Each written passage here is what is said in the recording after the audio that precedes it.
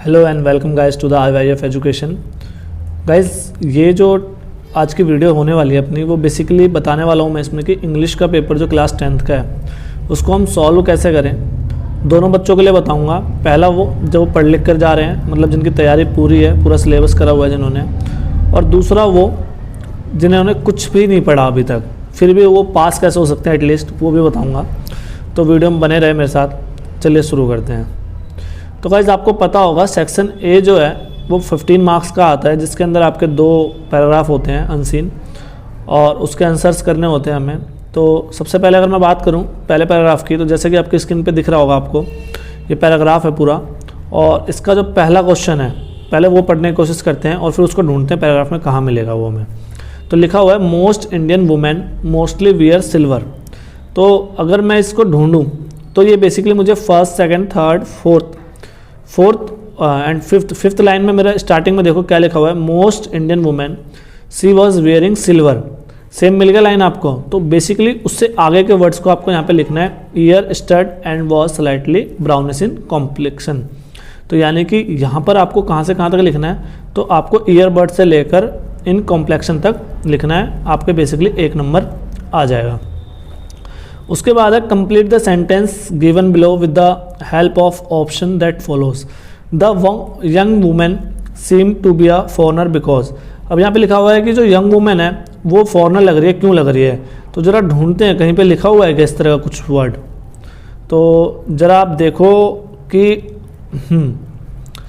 ये मिलता है हमें कि she was surely a foreigner at the only platform. मतलब यहाँ पे कुछ समझ में आ रहा है यहाँ पे कि वो एक लौती है जो फॉरनर है, जो कि प्लेटफॉर्म पे है of the railway station. She was standing among dark brown crowd, यानी कि डार्क ब्राउन क्राउड में a neat and tidy personality, यानी साफ सुथरी पर्सनैलिटी के साथ है, वेरी डिफरेंट फ्रॉम अदर्स।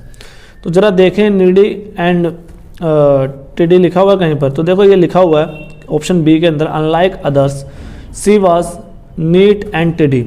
तो बेसिकली इसका ऑप्शन बी ठीक हो जाएगा, ठीक है, और ऑप्शन सी बाकी जो है वो नहीं होंगे। तो इसमें ऑप्शन बी आ जाएगा क्योंकि साफ साफ हमें दिख रहा है। तो एक बात ये भी ध्यान रखना कि डायरेक्ट बिल्कुल सेम वर्ड बिल्कुल भी नहीं मिलेंगे आपको, थोड़ा बहुत तो आपको अपना दिमाग लगाना पड़ेगा और ट्रांसलेशन आनी बहुत ज़रूरी है। अगर हम बात करें कि तीसरे क्वेश्चन की, तो she was waiting for the train too. तो वो ट्रेन के लिए वेट कर रही थी, कहाँ के लिए, तो ज़रा देखते हैं कहाँ पर वेटिंग वर्ड आ रहा है। तो देखो अगर नेक्स्ट पैराग्राफ के अंदर हम जाते हैं अगर सेकंड वाले में, तो why would a foreigner and then a young women be standing in a south Kolkata railway station waiting for the train to Canning. यानी ये लिखा हुआ ना waiting for the train to Canning. तो देखना जरा ऑप्शंस में कैनिन दे रखा है कहीं पे, तो अगर कैनिन दे रखा है ऑप्शन डी, तो इसका मतलब क्या है, इसका ऑप्शन डी हो जाएगा और ये करेक्ट होगा। उसके बाद अगर हम बात करें अगले क्वेश्चन की, what means of transport was generally used by tourist going to the Sundarbans. तो अब देखो सुंदरबन कहाँ लिखा है, पहले तो ये ढूंढते हैं इसमें क्वेश्चन के अंदर। तो क्वेश्चन के अंदर सुंदरबन यहाँ मिलता है हमें तीसरी लाइन में सेकंड पैरा के। तो it is true of course that this line was the only rail connection to the Sundarbans, but as far as I know it was never use by tourist. यानी कि यहाँ पे बोला जा रहा है कि देखो भाई ट्रेन से तो कनेक्ट है, लेकिन टूरिस्ट कभी उसका यूज़ नहीं करते। तो क्या करते हैं, those going to Sundarbans usually went by, यहाँ पे लिखा है ना यूजली वेंट बाय, क्या लिखा हुआ है, बोट्स, स्टीमर्स और लॉन्चेस। तो यहाँ पर आपको लिखना है ये चीज़ कि they going to the Sundarbans usually went by, यहाँ से लेकर आपका लॉन्चेस तक हो जाएगा। समझ में आया। तो बेसिकली 1 मार्क्स का था, ये भी हो गया हमारा। Why did Ram go near her. अगर इस क्वेश्चन का ढूंढे हम, तो राम लिखा कहाँ पर है, तो राम हमें मिलता है पूरे में नीचे से नीचे से थर्ड लाइन के एंड में देखो, Ram wanted to help pushing his way through the crowd he arrived within earshot. तो राम क्यों गया उसकी तरफ, तो राम क्या चाहता था भाई, उसकी हेल्प करना चाहता था, ठीक है। तो बेसिकली आप इसका आंसर लिख सकते हो, Ram want to help her. उसके बाद अगर हम बात करें आखिरी क्वेश्चन की इस पैराग्राफ के, तो वो है अपना कि सेकंड लास्ट क्वेश्चन की, why did the young women make certain sign with her hands. तो ज़रा देखें कि भाई certain sign with her hands कहाँ पे दिख रहा है, तो ये हमें मिलता है नीचे से 1 2 3 4। तो नीचे से चौथी लाइन में लिखा हुआ है she made certain sign with her hands. अब यहाँ पर लिखा हुआ तो है लेकिन इससे आगे पीछे देखते हैं क्या है। The person might not have understood her in reply he said something in the local language. Basically क्या है कि वो जो है बेसिकली वो चाहती है कि वो सामने वाले को बताए, क्योंकि वो लोकल लैंग्वेज जानती नहीं है इसलिए। तो यहाँ पे आप लिख सकते हो the person might not have understood her that's why she made certain sign with her hand. Which word in the passage mean the same as holiday. Holiday का मतलब क्या होता है, तो वैकेशन होगा, कहीं पे देखना। पहली लाइन के अंदर आपको वैकेशन मिल जाएगा, Ram was on vacation, vacation को भी छुट्टी कहते हैं, तो हॉलीडे और वैकेशन सेम हो जाएगा। तो बेसिकली यहाँ पे हमारे 7 नंबर आ गए। अगर हम बात करें सेकंड पैसेज की, तो सेकंड पैसेज जो है वो 8 मार्क्स का है और उसमें कुछ ऑप्शंस दे रखे हैं। 2 क्वेश्चन ऑप्शनल है जिसमें आपको MCQ टाइप है और बाकी जो क्वेश्चन है वो 1 वर्ड या 2 मार्क्स के हैं। तो चलिए शुरू करते हैं। तो लिखा है to protect the vanishing species of animal man has made.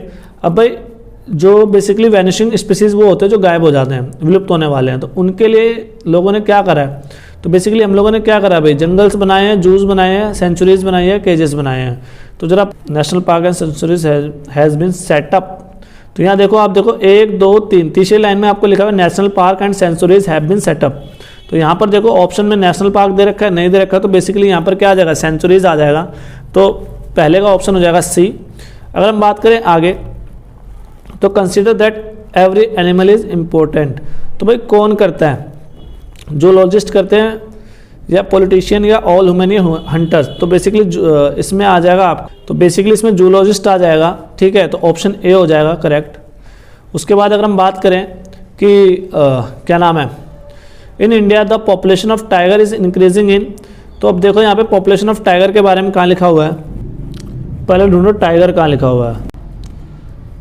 तो बेसिकली ये लिखा हुआ है इसमें पहले पैराग्राफ के 1 2 3 4 5, तो 5वें लाइन में लिखा हुआ है the population of tiger is increasing in various tiger reserves. तो बेसिकली यहाँ पर आप लिख सकते हो the population of tiger is increasing in various tiger reserve. तो बेसिकली इसका क्या हो जाएगा ऑप्शन, या कुछ नहीं लिखा तो ये जो लाइन है उसको कंप्लीट कर देना वहाँ से देखकर। विच एनिमल हैज़ बीन री इंट्रोड्यूस इन कैनेडा। तो कनाडा लिखा कहाँ है, पहले वो ढूंढो पूरे उसमें पैराग्राफ के अंदर। तो ये रहा पैराग्राफ, पहले पैराग्राफ की लास्ट वाली लाइन है इन कनाडा। तो भाई in Canada beavers have been reintroduce in certain region. तो बेवर्स इसका आंसर हो जाएगा BEAVERS, ठीक है।